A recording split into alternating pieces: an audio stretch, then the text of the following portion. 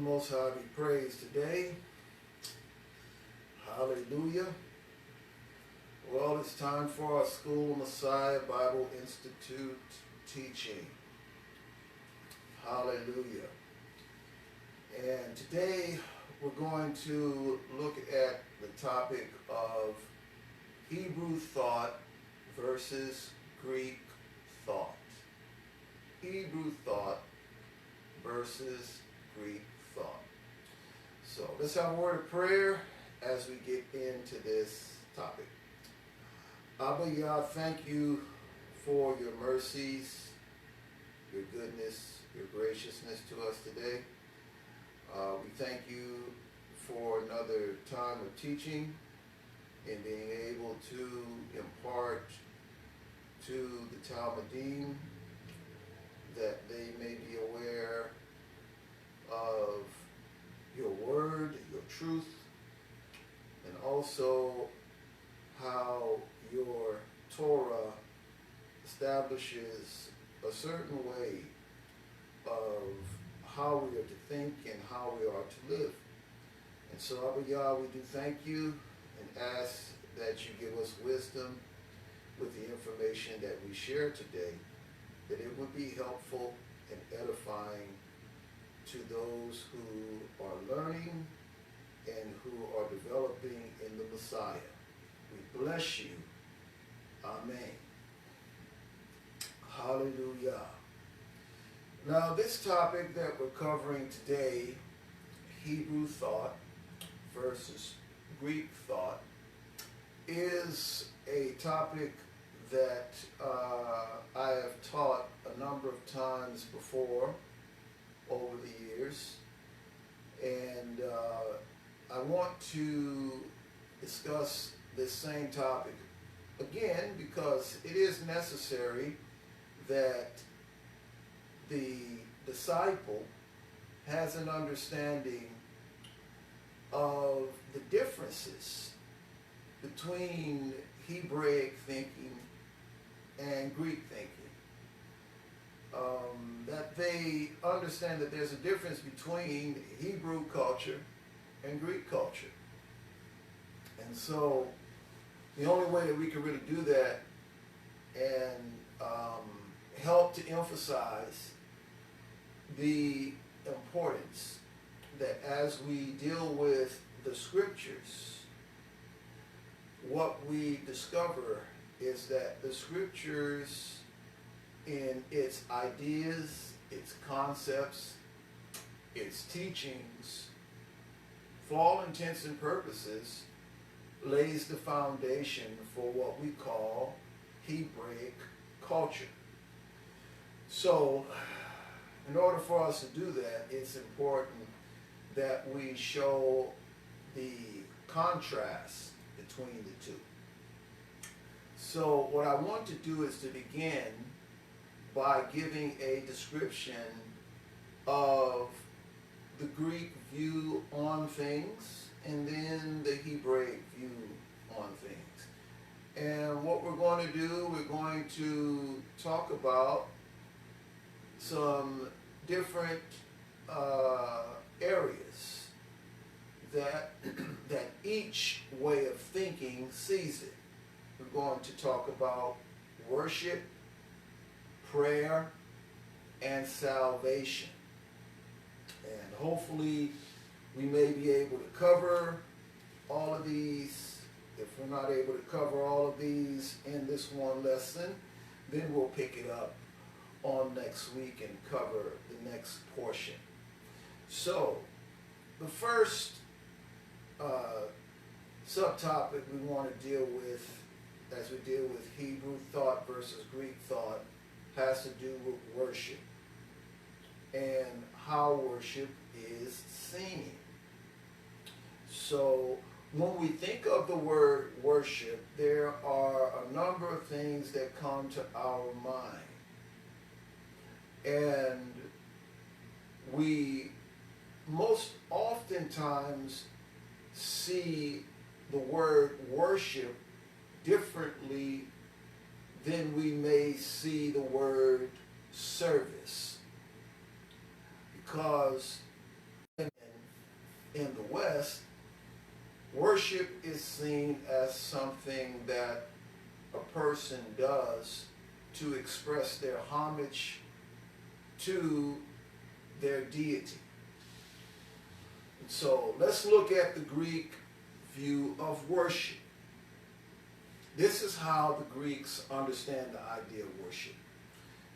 And I'm going to read a little bit and then I'm going to elaborate.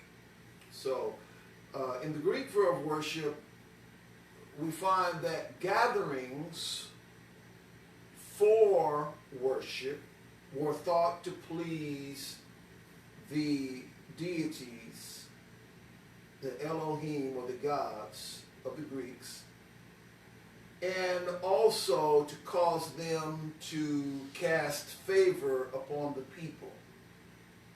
So in the Greek understanding of worship, it focused around gathering at a particular place, and because they gathered at a particular place to offer homage to their deities, in exchange the gods would give blessing or would give favor to the people.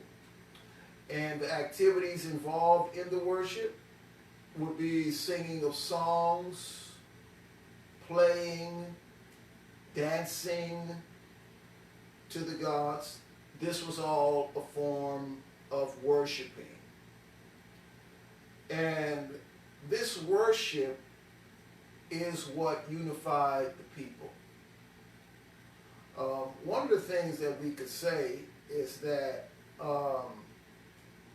among all people, including the Greeks, these elements are involved in worshiping a deity. We can say that all of them involve that. In other words, there are some basic components to the worship gathering, which would be what this would be called. This would be the gathering together, the singing, the dancing. All of that would be the same as it had to do with worshiping one's deity. However, when we look at the Greek understanding of worship, even though that aspect involved the gathering together, we also need to be mindful of the fact that in the Greek way of thinking, they looked at the body and the spirit as being two independent and separate entities. Even though they coexist together, the body was not responsible to the spirit, and the spirit was not responsible to the body. So what do I mean by that? Basically, if a person committed bad things or did bad things with their body, it did not necessarily contaminate their soul or their spirit. So, in other words, if a person was to be involved in sexual immorality, for example, and it was just an act of flesh interacting with other flesh, but the emotions were not involved in it, this is the way the Greek mind was, then it didn't mean anything, because the physical act was not tied to the spirit of the person. Because they had this idea that the things that are fleshly are evil, and the things that are spiritual are holy, looked at the spirit of a person to determine goodness or not. So a person could commit various acts of sin, but if in their thinking their heart basically was good, then they were a good person. Strange as it may be, even though this was kind of the way that the Greeks thought.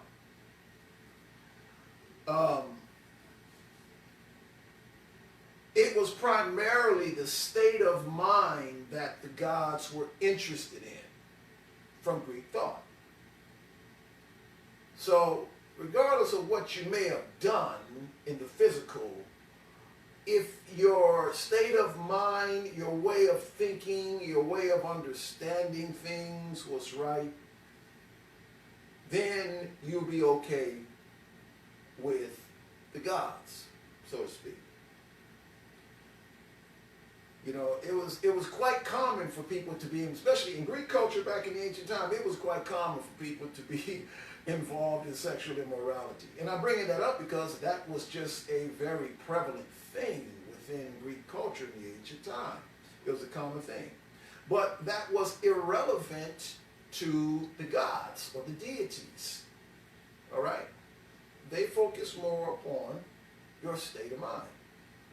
Not so much as what you did in your body. So the Greek concept of worship, they called that proskonu. It was seen as a specific act of reverence or homage, which I mentioned a little earlier. It has to do with the act of homage. And it was exactly that, an act. It was something that you did, a performance, if you would, of homage to a deity. And once you performed your homage to that deity, then you have worshipped. And then you go back and do life the way you choose. Now, to the Western mind, worshiping is an event, primarily, and not part of the daily Greek lifestyle. Okay? Because the Greeks tend to separate worship from service. So if a person was going to worship their deity, that would be an act. It would be an event. It would be something that you would go to do. But service was a completely different thing. So for the Greek mind, the Greek mind was based upon primarily you go and you worship your deities, and then you go and you live your life, you perform your service to the community as one who is a productive individual, and you do whatever you can for the best good of the state. Now, another thing we're going to talk about when we get to dealing with Greek thought has to do with how in Greek thought the focus was that the one of the most important things is that you were prepared and educated so that you could serve the state. And that was something that was very important in Greek culture, and we're going to talk about that probably in another lesson. So basically, worship from Hebraic thought is an act, it's an event, it's something that you come and you do and then you leave. But now let's explore the Hebrew view of worship. Now, the Hebraic view of worship, it carries with it a meaning that is a bit broader in its base and its understanding. And in the Hebrew culture, the term worship is derived from this word which is adovah. And adovah is understood by a number of different things. There's three different terms that we could use to describe adovah. Now, one would be what we call worship in the sense of how it's understood in Greek culture, where It can be an event, a place where you go and you gather in order to demonstrate your allegiance and your homage to the Almighty, but also within the same sense, there is this word called service. In other words, worship to the Hebrew mind doesn't just involve gathering together with other Israelites and having a gathering of worship and honoring the Most High, but it also includes service to the Almighty and servitude. So it entails the idea that the person who is performing aduvah is actually a servant of the Almighty. That's the idea. And being a servant of the Almighty, what one does is live a life of worship. That's how the Hebrew mind sees worship, that it is your lifestyle. Which means that while there may be specific days in the week, for example, Shabbats, Moedims, where the Moedim, where we come together to worship, those are specific days in which we gather for worship. But worship is not limited to the gathering times. Worship includes how we live our life at home, how we live our life at school, how we live our life in the work that we do, how we live our life in our relationships with our families, whether it's a husband and wife, with our children. So basically, from the time the Israelite gets up in the morning until the time they lay their head back down, they are actually performing worship to the Almighty, because worship in the Hebrew sense of it is not just an act, it is a lifestyle. And because it is a lifestyle, everything that a person does is done to glorify the Creator. That literally is the concept of worship Hebraically. So what we see is that the servant of Yahuwah is a worshiper of Yahuwah. And worship is not an act that one does, but it is a continuous, and I want to say this right, it is a continuous performance of how we live to the Most High.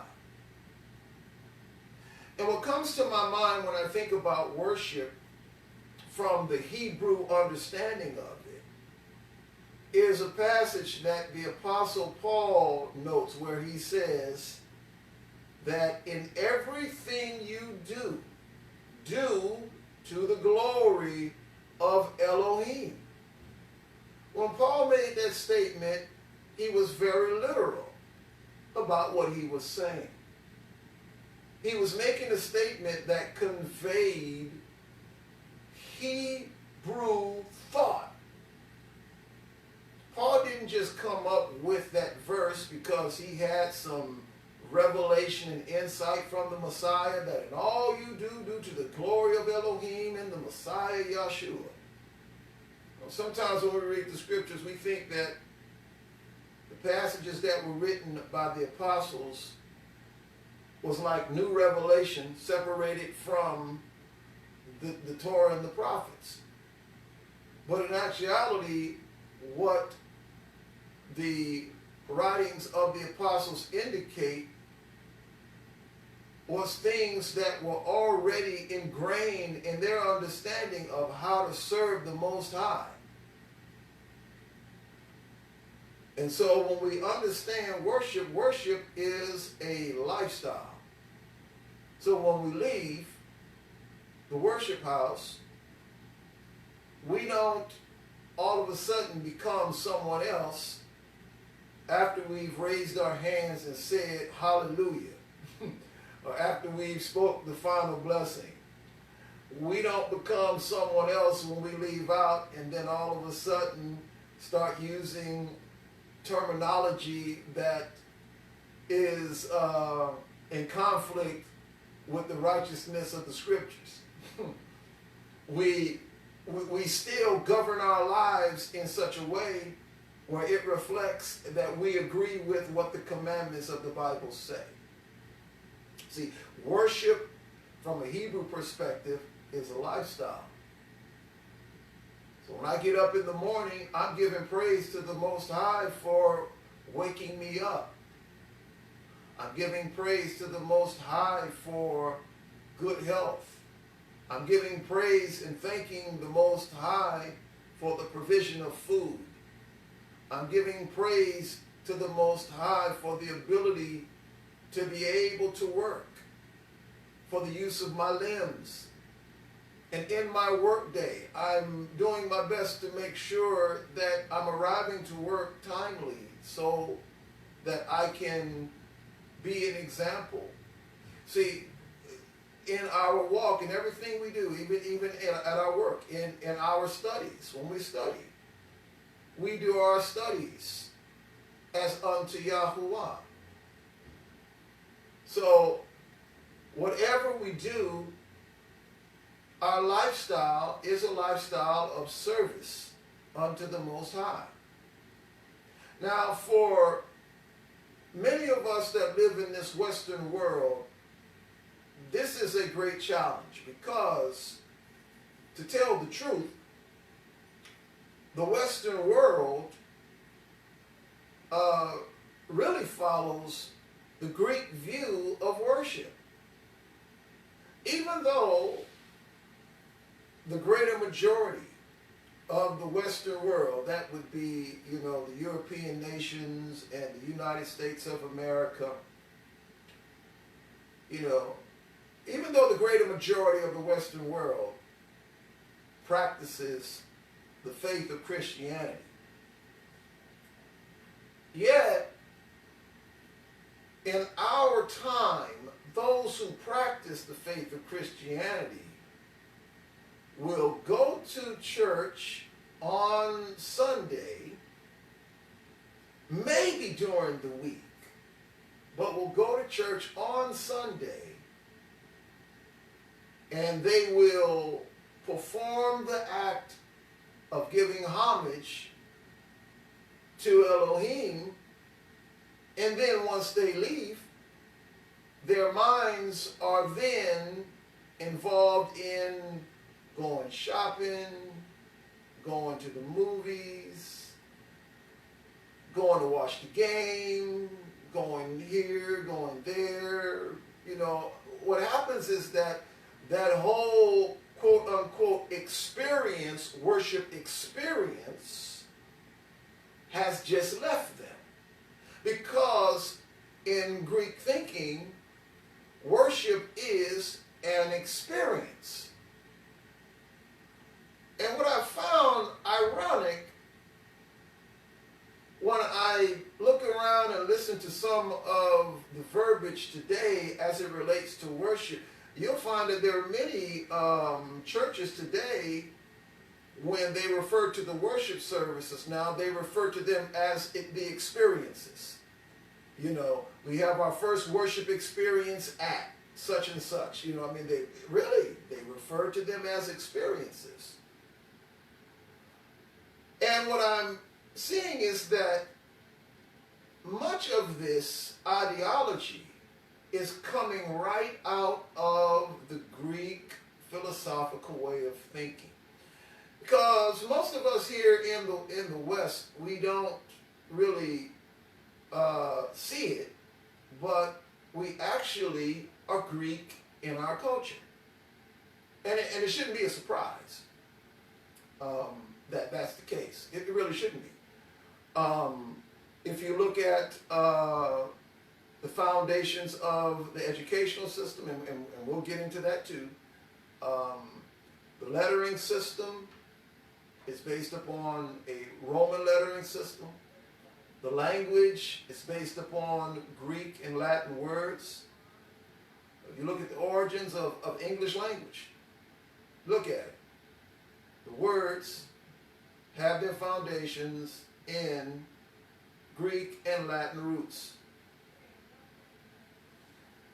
If you look at the buildings and the structures, you'll find that the structure and architecture of the governmental structure is Greek and Roman. The governmental system, the democratic republic, that's based upon Greek and Roman ideologies. So it's not surprising that when you have all of that Greek and Roman foundation there, that the spirit of the Greeks will also be a part of that society. And we see this. We see this in the land. We see this in how things are viewed, especially worship. Worship is viewed by many in the Christian churches as just an experience. It's an act. It's something you do. It's like you hear people say, well, I got to get my church in on Sunday and then I'm good. You know, where does that whole idea come from? It comes from the idea when the Greeks would go and worship, they would believe that they have fulfilled their obligation to the gods and the gods would bless them. And so that same idea is in the minds of people today. Just packaged a little differently, same concept.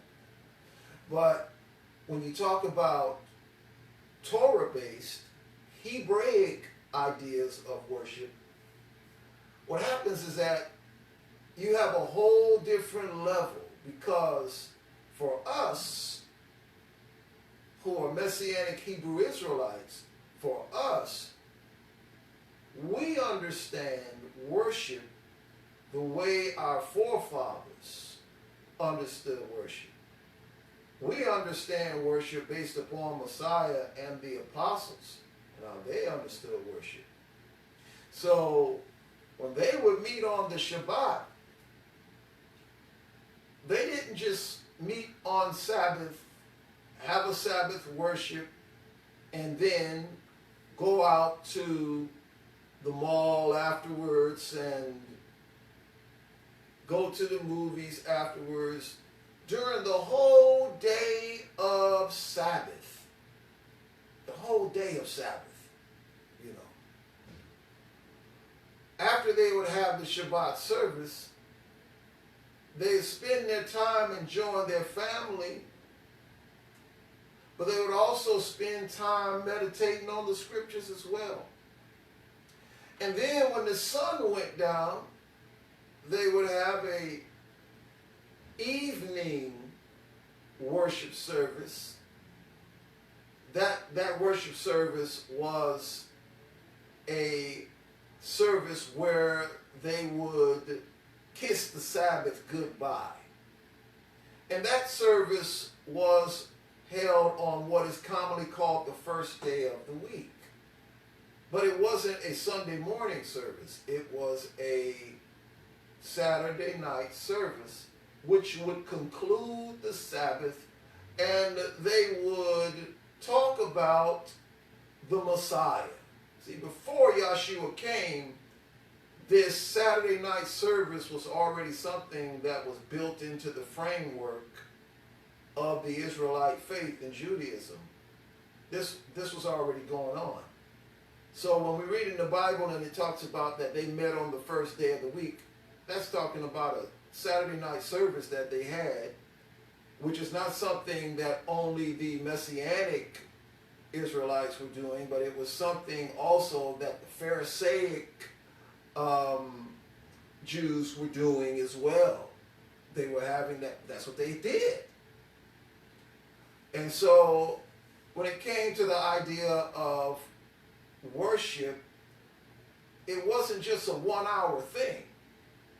You know, nowadays in many churches, you know, you come in, you get your hour in, you know, you get your prayer, your songs, you know, your 15, 20-minute message, and, you know, your decisions, you know, whoever's going to come to the Messiah to come, you get that all in 1 hour, and then you out. But see, to the Hebrew, it was different, because the Shabbat and honoring the Most High when you gathered on the Shabbat had to do with shutting the world out. On Sabbath, the scripture teaches us that you don't buy or sell on the Sabbath. So you're not going out shopping until the sun goes down. You know, you're not going out to the movies till the sun goes down. I mean, all of these things were understood, because what it did, it kept the focus on Elohim for the whole day. That's basically what it did. So that your focus was tailored to honor the Almighty. And so when it has to do with how we live our lives, in the things that we say, it must honor the Most High. Every single day of our lives, and what we do is an act of worship to the Most High. Our service that we do to the Almighty is an act of worship. So worship doesn't begin and end when people gather together at the place of worship, as it is thought of by most Christians. Worship begins when you wake up and ends when you lay your head down, from a Hebrew perspective. That's how worship is understood. That's why Paul said, and I'm reiterating, he said that in everything you do all to the glory of Elohim. And so it's important that we begin to understand these concepts, because as you read the scriptures and you get the scriptures in your spirit, what happens is you begin to understand that you and I are servants of Elohim. The Most High refers to his people not just as his children, but he also calls his people his servants. That's a concept a lot of times people don't want to bring out, because to serve someone indicates that you are in bondage to someone.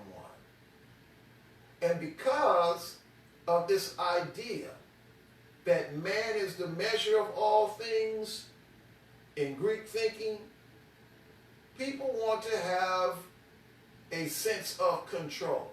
They want to worship. They want to believe in a deity. They want to have the blessings of the deity, all right? But they do not want to give up the control over their lives. You know, and people have this idea of, you know, well, I got to do this first. I'll take care of it, but I got to do this first. What you don't understand is that the life of the Messianic Israelite is not based upon what you or I have to do at all. It's not about what you and I do. It's about doing what the scriptures tell us to do. It's about keeping our lives within the guidelines of the word of Elohim. Everything we do in our life, from how we manage our money, how we perform our work, how we perform business. You know, if you have a business, your business has to be within the guidelines of what the word says. The day you open and close has to be within the guidelines of what the scripture says.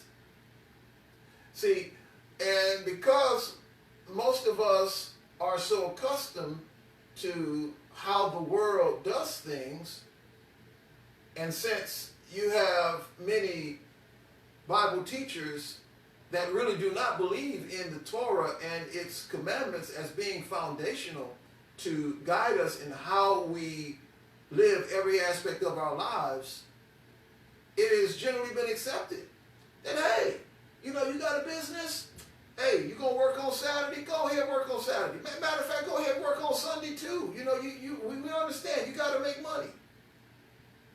Now, one of the things that I find very, very interesting, which I use as a gauge to really determine the spirituality,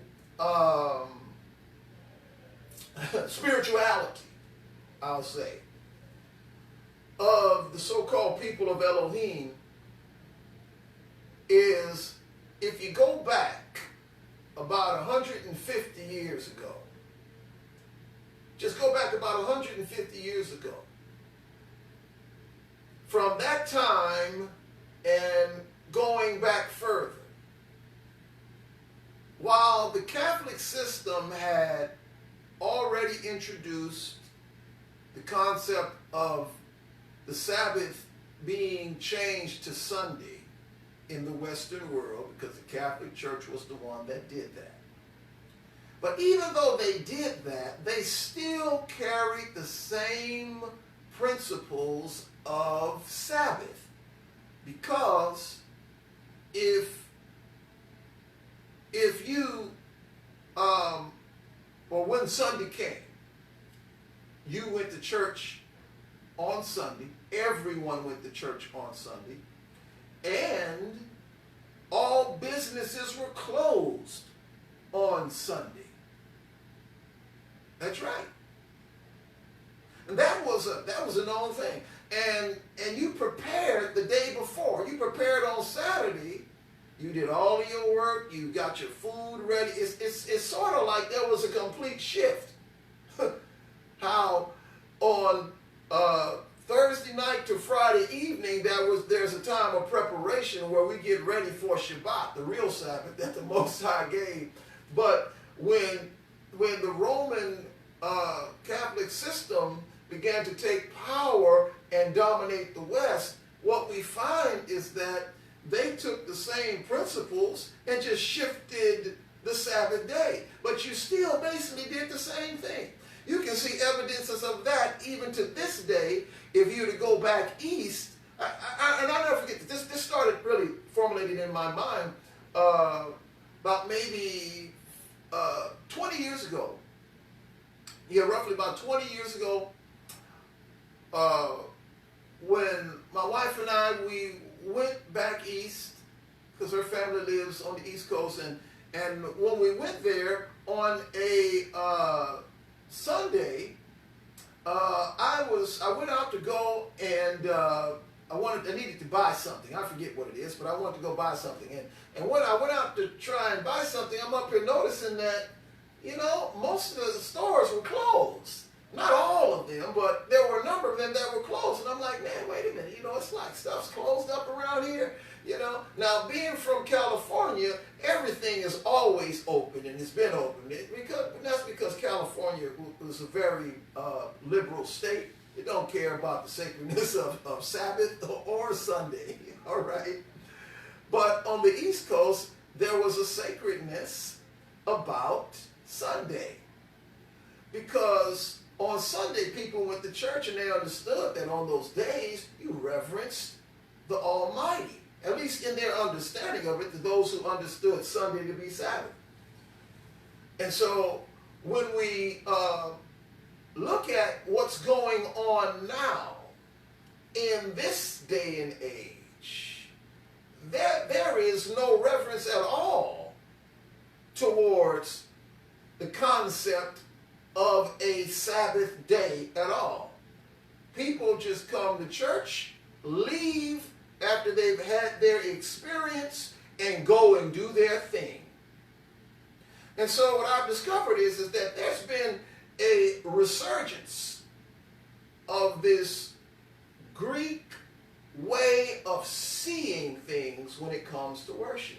Now, people might not see it, but because I take time to examine what's going on and to pray and find out from the Almighty what the climate is in our day.